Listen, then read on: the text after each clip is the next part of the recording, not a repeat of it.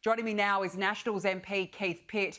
Keith, good to see you. Thanks for joining us. Look, the government is on this electrification crusade, yet it seems to be killing off gas at a time when, well, clearly we need it the most.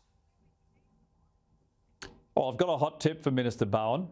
If you don't develop your gas resources, you will run out of gas. And that's exactly what's going on. The budget's coming up, Danica. The best thing that Chris Bowen could do, and I've got a very long list of things that Chris Bowen could do, but here's a couple.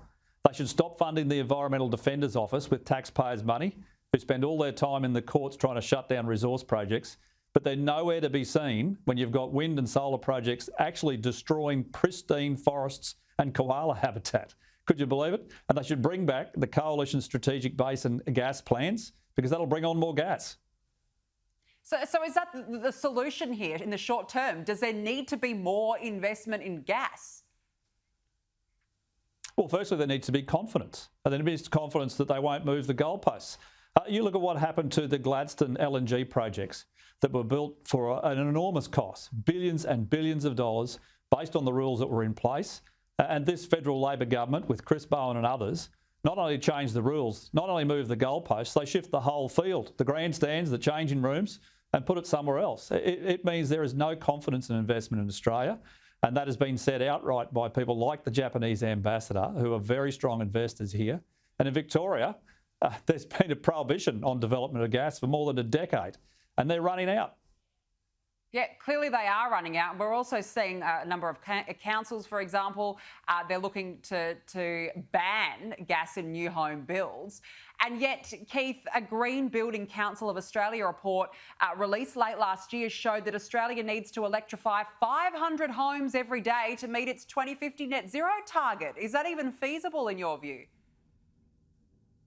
Well, firstly, no. And secondly, I'd like to see them building those homes to start with, because right now the Albanese government is nowhere near their target on housing. And yet we've brought in, the federal government has brought in close on 1 million immigrants in a very short period of time, and there is nowhere to house them. And these are the impacts we're seeing right across the country. I've literally got people who are sleeping in their cars and in tents and caravans and under bridges because they can't find housing or can't afford to pay the rent. And it is the fault of the policies of the Albanese government that's put them there. Absolutely. I mean, it's an absolute perfect storm developing at the moment. And you're right, we've seen those tent cities popping up all over Brisbane. It's just shocking. Now, speaking of state policies, every Queensland household will be handed a $1,000 energy rebate under a new plan that was yesterday unveiled by the Premier Stephen Miles. Is it good policy, Keith? What do you think? Oh, it's a Clayton's rebate. It's the one you have when you're not having one. What an absolute joke. For those who are not aware, you're going to be given $1,000 from the taxpayers' money from the Queensland State Government to pay to organisations like Ergon and Energex, who will then buy things from organisations like Stanwell and Tarong Energy, all of which are government-owned corporations, owned by the state government, owned by the taxpayer. So your taxes fund the $1,000, and then that money goes to the people you own that you fund anyway. They're owned by the state government. What a roundabout.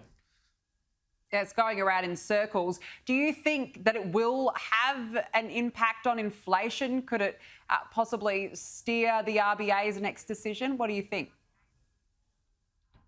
I think people are desperate for support, and I understand that. And, I welcome anything that will help every individual get through and pay their bills.